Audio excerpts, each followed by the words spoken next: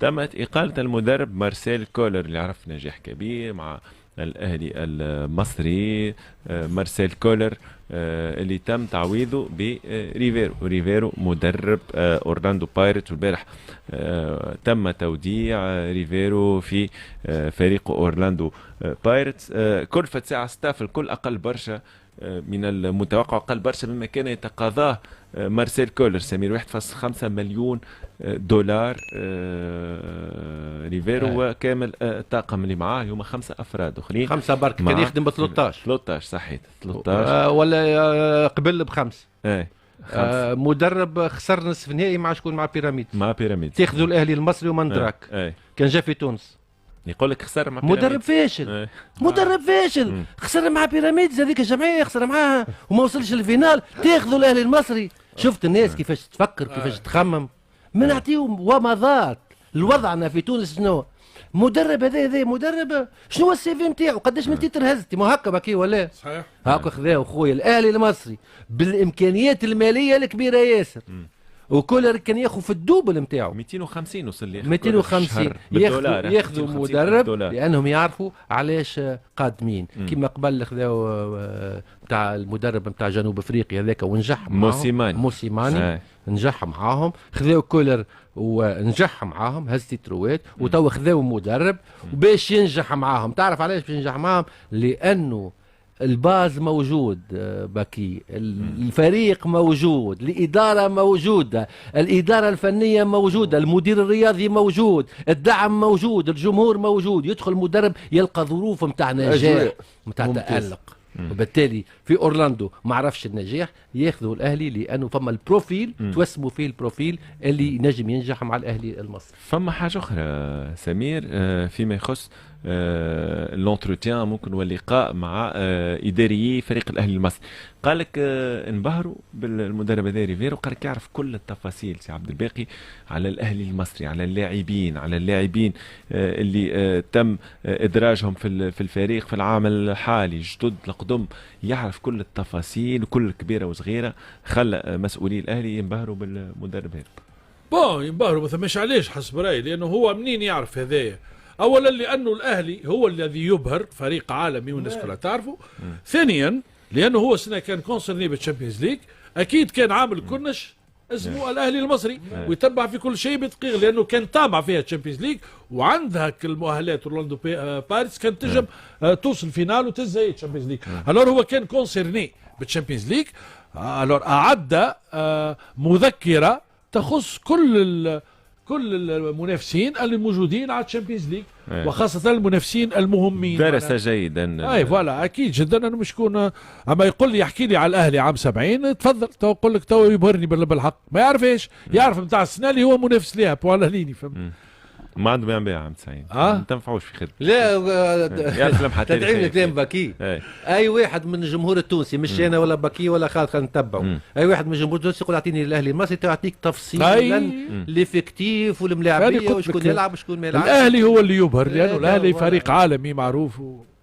خالد المدرب هذا ريفيرو مدرب اورلاندو بايرتس. سمير اثار نقطه مهمه على خسر النهائي ضد الدين النابي في جنوب افريقيا، لم يتوج بلقب البطوله الثاني هو سان داونز الثاني معناها ما ربح شيء معناها نحكيو القاب، لكن نافس على جميع الالقاب وخسر ضد بيراميد. والاهلي المصري يرى في المدرب هذا خليفه مارسيل كولر. انت تو كنت تقول في كلمه نفس على القاب الكل وما فقوش ربي معناتها. دونك معناتها يعرفوا الاهلي المصري، تبعوه مليح سكي سور، تفرجوا في اورلاندو كيفاش تلعب في كوره، كيفاش معناتها ان بون تاكتيسيان. دونك عرفت تقول لك هذا ينجح معايا وينجح مع الفلسفه نتاعي. معناتها مش اي مدرب ما هز تيتر ولا حاجه راهو مدرب فاشل. واكثر حاجه فكر انت كيف تابعت اورلاندو بايرتس شفت انه عنده فكره، لا عنده فما افكار وفما حب افكار وظفها في الفريق هذايا. ما وفقوش الحظ في الاخر باش هز حتى تيتر من لي تيتر هذوما كل. اما مش مدرب خايب. الاهلي المصري اذا جابت مدرب راهو تبع فيه عندها مده، راهو مش من تو. دونك واكثر حاجه معناتها حتى نحن المدربين التوانسه شوف الفرق ما بين المدربين اللي دخلوا السنه سورتو عملوا لي زيترونجي والمدرب التونسي. المدرب التونسي كان ناجح على المدرب اللي جا من برا.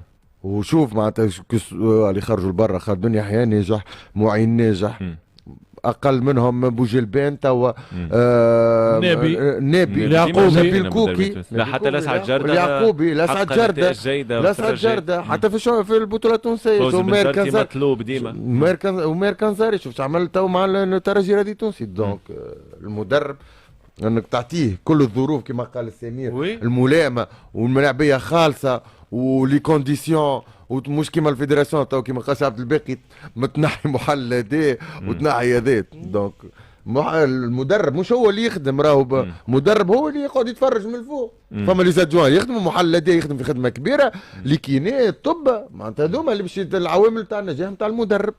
باهي فريق كيما انت تو النجاح نتاعك بينا نحن. انا من غيركم انتم ما نسوى الفرق المصريه. الزمالك رسميا لا يتاهل لمسابقه الشامبيونز ليج، والزمالك يعرف ويتخبط في مشاكل عديدة مقارنة بنجاح الأهلي سعد باقي. الزمالك المصري يعرف فشل على المستوى الرياضي تو في العوام القليلة الماضية مقارنة بما يفعله الأهلي. ويا خويا وش عندهم حس الزمالك؟ معناها لسان طويل. هو ارتحنا راهو من مرتضى منصور. اي ربما هو مرتضى منصور اللي كان نموذج الشكل اللي موجود عليه الزمالك توا. وانا ريت البارح هكاك مش بتركيز ماتش مع البيراميدز، معناها بكل صراحه معناها هدف ساذج. الهدف اللي قبل الزمالك المصري يضحك. التسعينات سورتو ما قبل التسعينات بكل صراحه معناها فقدت جانب كبير من هويه ووزن الزمالك اللي كان. هو انت سعد باقي اكثر واحد ممكن نجم نحكي على التاريخ. الزمالك كان عنده القاب تشامبيونز ليج اكثر من الاهلي. قبل الاهلي سبق الاهلي كان عنده 5 القاب، والاهلي ذولي عنده زوز بركه. ومن بعد الاهلي جنح، والاهلي فريق اصبح فريق الاهلي فريق عنده تقاليد راسخه احسن من الزمالك. الاهلي فريق اكثر شعبيه من الزمالك. الاهلي دخل في سيركوي نتاع مسار الانتصارات، ولا انتصار يجيب انتصار ويبني على الانتصارات وينجح. والزمالك فريق متميز بالبيرتورباسيون اللي فيه، فهمت؟ حتى في جمهوره، فهمتني؟ هذا الشيء اللي خلى الاهلي يكون اقوى من الزمالك. توا مع القوه الاقتصاديه للاهلي زاد تفوق بها على الزمالك، اللي تخلي يعارك معاهم باموال خليجيه. هو فريق بيراميدز وفي وقت وجيز ولا مراهن، وهو تو مراهن في الشامبيونز ليج، فهمت؟ شوف الهيكله تجيب البناء صحيح. المال يصنع المجد زاد. والاداره حسن التصرف. حسن الاداره. معناها بيراميدز يبقى يروح شامبيون دافريك تو. فريق تم احداثه في السنوات القليله الماضيه.